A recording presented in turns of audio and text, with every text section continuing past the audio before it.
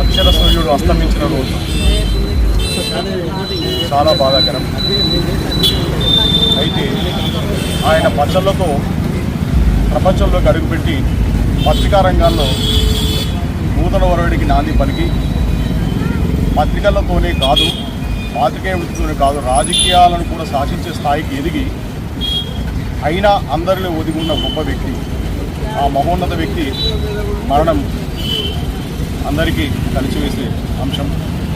ఆయన ఇంకా కొంతకాలం బతుకుతారు అనుకుని అందరూ ఆశించారు.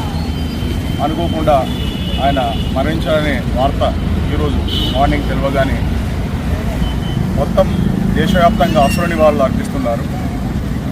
అంటే అలాంటి మహనీయులు మనలో నుండి సామాన్యుడి నుండి ఓ మాన్యునిగా ఎదగడం చాలా హర్షణీయం. ఆయన అస్తమించడం